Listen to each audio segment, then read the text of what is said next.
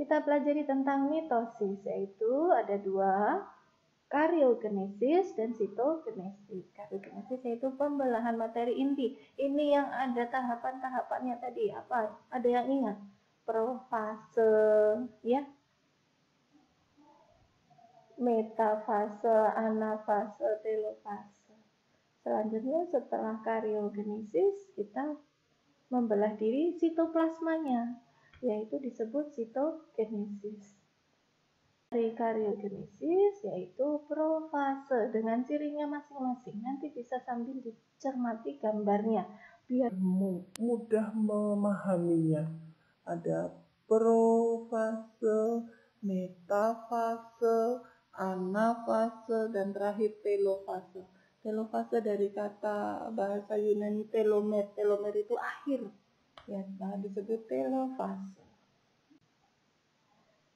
Dari profase bisa dilihat ya, yang tadinya masuk siklus sel di G2 ya, ada kromosomnya, nih kromosom yang merah dan biru. Kemudian di fase profase akan ada nih benang spindelnya, benang spindel mulai terlihat, kromosomnya mengalami kondensasi, memampat, kemudian mulai hilang nukleus, dinding nukleusnya mulai menghilang. Ya. Metafase, nah meta berada di tengah-tengah, ya. Kromosomnya sudah terbagi di tengah-tengah, yang merah dan yang biru terbagi di tengah-tengah. Benang spindelnya sangat jelas, itu sebagai nanti digunakan tempat berjalannya kromosom. Ada juga,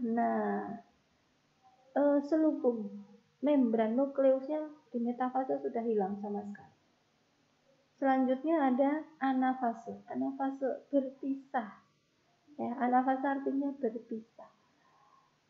Sister kromatid yang tadinya masih menempel, sister kromatid akan berpisah, berlawanan arah, kutub satu ke kutub yang ujung utara lah ibaratnya, satu ke ujung selatan, membelah diri, sentromernya membelah.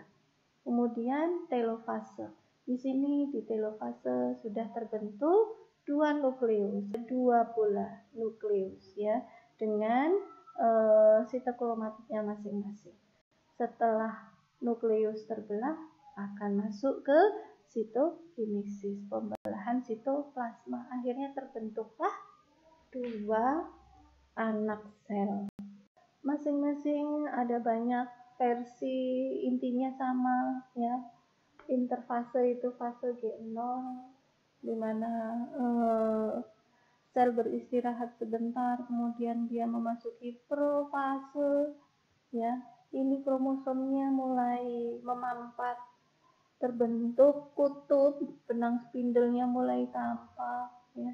Membran nukleusnya mulai menghilang.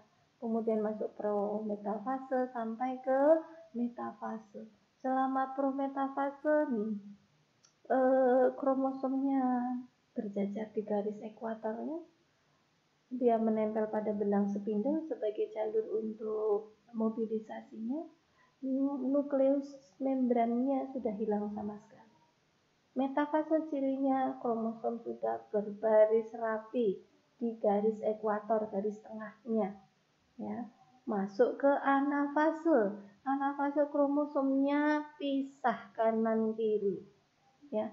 Sitokromatidnya sentriolnya berpisah sampai menuju ke kutub masing-masing. Telofase diakhiri sudah sampai ke kutub yang berlawanan, kromosomnya, sitokromosomnya diikuti dengan pembentukan kembali membran nukleus.